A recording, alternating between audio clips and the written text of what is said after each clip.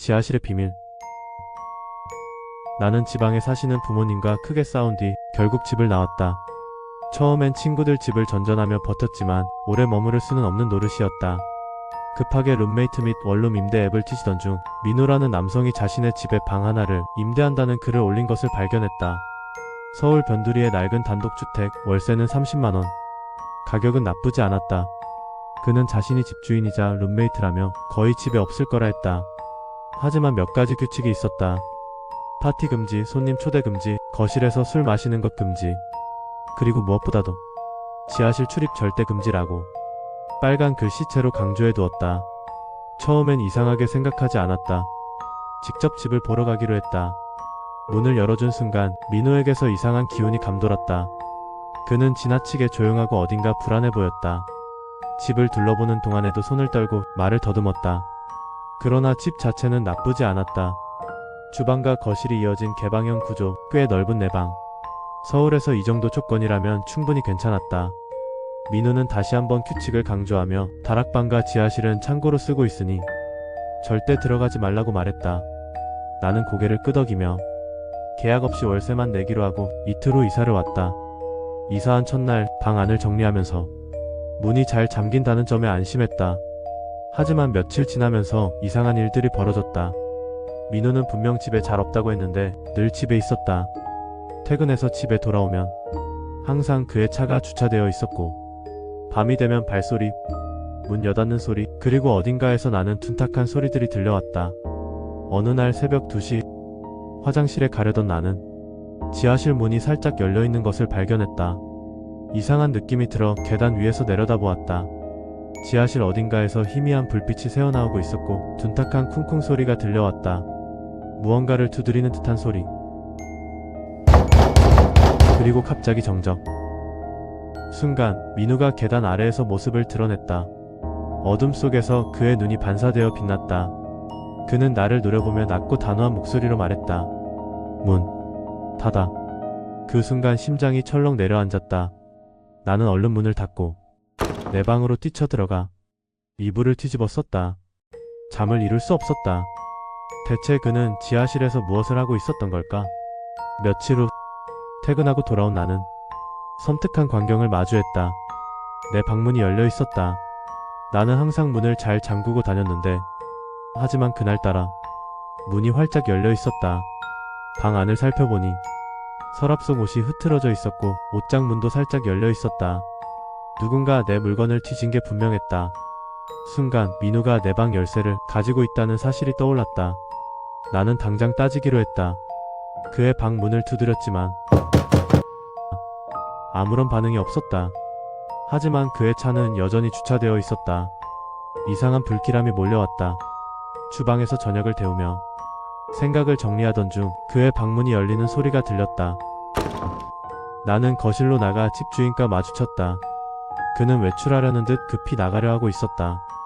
혹시 제 방에 들어가셨나요? 그는 무표정한 얼굴로 나를 바라보더니 단호하게 아니야 라고 말했다. 그런데 오늘 문이 열려 있었고 제 물건들이 이동되어 있던데요. 그는 짧은 침묵 끝에 나지막하게 중얼거렸다. 네가 방 열쇠 가지고 있잖아. 그러고는 서둘러 문을 열고 나가버렸다. 나는 그 자리에 굳어버렸다. 불길한 예감이 온몸을 감쌌다. 이 집에서 분명 무슨 일이 벌어지고 있다. 지하실 잠겨있는 문. 나는 학창시절 가장 친했던 민수와 같이 살고 있다. 민수가 같이 살기 전에 꼭 지켜달라며 당부했던 말이 있다. 절대 지하실에 내려가지 마. 나는 알겠다며 고개를 끄덕였다. 그렇게 우리는 같이 살게 되었다. 룸메이트인 민수는 내가 집에 있을 때 한 번도 외출한 적이 없었다. 보통 사람이라면 친구를 만나거나 볼일을 보러 잠깐이라도 나가기 마련인데 왜 내가 집에 있으면 단 한 번도 외출을 하지 않는지. 그런데 오늘 민수가 집에 없다. 호기심이 스멀스멀 올라왔다. 민수가 없는 동안 이 집은 어떤 모습일까? 나는 먼저 창문을 통해 바깥을 확인했다. 민수의 차가 없었다. 이때다 싶어 나는 곧장 지하실 문으로 향했다. 지하실 불 스위치를 찾으려 했지만 어디에도 없었다. 찜찜했지만 어쩔 수 없이 핸드폰 플래시를 켜고 계단을 내려갔다. 나무 계단이 마치 폐가처럼 삐걱거렸다. 바닥에는 낡은 카펫이 깔려 있었는데 벽과 맞닿은 부분이 이상하게 들려 있었다.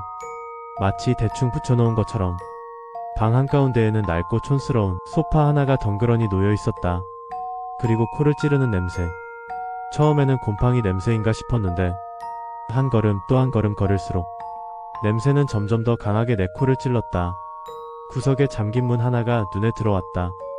나는 두려웠지만 호기심에 조심스럽게 손잡이를 돌려보았다.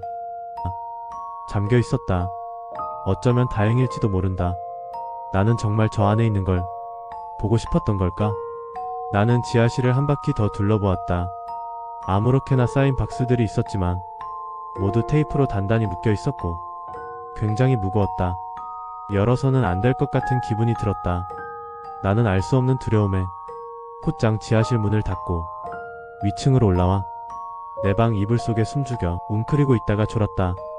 그런데 갑자기 눈이 떠졌다. 알람 소리 때문이 아니었다. 뭔가 이상했다.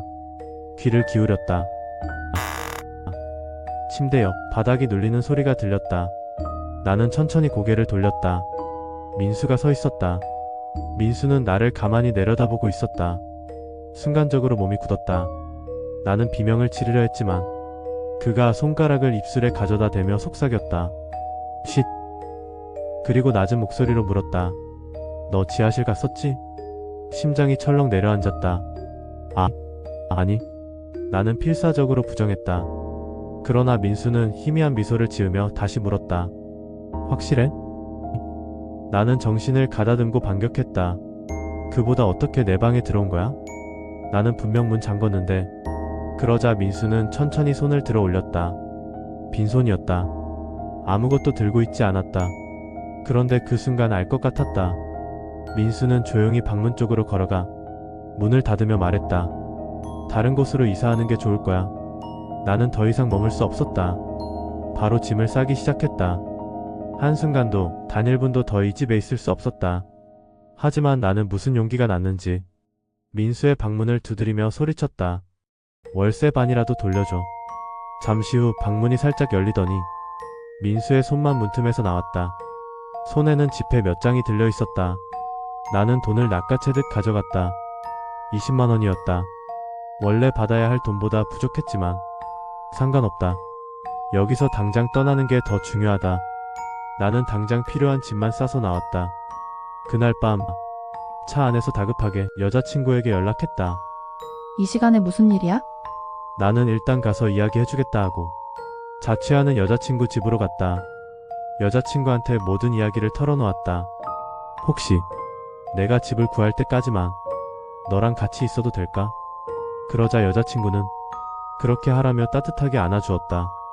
그렇게 한 달 후 나는 새로운 곳으로 이사했고 모든 것이 정상으로 돌아오는 듯 했다. 하지만 아직도 그날 새벽 민수의 희미한 미소가 떠오른다. 그리고 지하실 구석의 그 문, 그 안에는 대체 뭐가 있었던 걸까? 서랍 속에 또 다른 흔적. 나는 조용히 복도를 걸어가 태준의 방문에 귀를 기울였다. 안에서 들려오는 소리는 이상했다. 태준이 낮고 희미한 목소리로 혼잣말을 하고 있었다. 분명히 대화 상대는 없었는데 그러다 갑자기 그 속삭임이 멈췄다. 그 순간 등골이 서늘해졌다. 승우, 내 이름이었다. 태준이가 내 이름을 불렀다. 혹시 내가 문 앞에 있는 걸 알고 있는 걸까? 나는 조용히 한 걸음 또 한 걸음 뒤로 물러나 내 방으로 돌아왔다. 이불 속으로 파고들어 숨을 죽였다. 태준이는 왜 한밤중에 혼잣말을 하다가 내 이름을 부른 걸까? 혹시 몽유병일까? 그런데 어떻게 내가 문 앞에 있었던 걸 알았지? 그날 이후 태준이 방에서 들려오는 이상한 소리는 계속되었고 내 불안감도 커져만 갔다. 태준이 행동도 점점 더 기묘해졌다. 나를 바라보는 시선이 이상하게 날카롭고 때때로 불쑥불쑥 내 방에 들어와 이것저것 묻곤 했다. 그리고 어느 날 밤 나는 갑자기 잠에서 깨어났다. 방 밖에서 들려오는 낮은 속삭임. 이번에는 복도에서 들리고 있었다. 내 방문 바로 앞에서. 나는 온몸이 굳었다. 귀를 기울였다. 희미하게 들리는 그 목소리. 분명 태준이었다. 나는 용기를 내어 방문 가까이 다가갔다. 문 너머에서 들려오는 속삭임이 멈췄다. 잠시 후. 승우. 태준이가 내 이름을 불렀다. 나는 목이 타는 느낌을 억누르며 조용히 대답했다. 왜? 그러나 아무런 대답도 없었다. 다만 폭도 끝으로 사라지는 발소리만 들릴 뿐이었다. 이제는 도저히 참을 수 없었다. 다음날 나는 태준에게 직접 물었다. 너 혹시 몽유병 있어? 그는 당황한 듯했다. 그러다 곧 어색하게 웃으며 대답했다. 가끔? 어릴 때부터 좀 그랬다고 하더라. 나는 속으로 찝찝함을 떨치지 못했다. 뭔가 거짓말 같았다. 나는 그날 태준이 없는 틈을 타 태준이 방을 조사해보기로 했다. 방에 들어서자 내 방과 똑같이 생긴 작은 방이 눈앞에 펼쳐졌다. 그러나 한 가지 차이점이 있었다. 태준이 방은 어딘가 싸늘하고 기이한 기운이 감돌았다. 나는 서랍을 열어보았다. 옷장도 열어보았다. 그러나 별다른 것은 없었다. 그러다 문득 옷장 구석에 있는 작은 서랍이 눈에 들어왔다. 나는 서랍을 열었다. 그리고 그 순간 온몸이 얼어붙었다. 서랍 안에는 수십 장의 사진이 들어있었다. 그것도 나의 사진이었다. 내가 잠들어 있는 모습, 책상에 앉아 있는 모습, 심지어 샤워하고 나오면서 머리를 말리는 모습까지. 그리고 낯선 남자의 사진도 있었다. 나와 비슷한 또래. 그 사진 뒤에는 진우라는 이름이 적혀 있었다. 이 집에 살았던 이전의 룸메이트였을까? 나는 숨을 삼켰다. 이건 단순한 취미가 아니었다. 나는 핸드폰을 꺼내 서랍 속 사진을 찍었다. 그리고 증거로 삼을 몇 장의 사진을 챙겼다. 그날 밤 나는 짐을 싸기 시작했다. 이곳에 단 하루도 더 있을 수 없었다. 다음날 아침 나는 학교 기숙사 담당 부서에 찾아갔다. 담당자는 내 이야기를 듣고 심각한 표정을 지으며 조치를 취하겠다고 했다. 다행히도 나는 새로운 방을 배정받았다. 나는 다시는 태준이를 마주치지 않았다. 그러나 지금도 가끔 생각난다. 사진 속에 있던 진우라는 그 남자. 그도 나처럼 사진을 발견하고 도망쳤을까? 아니면 태준은 그를 어떻게 했을까?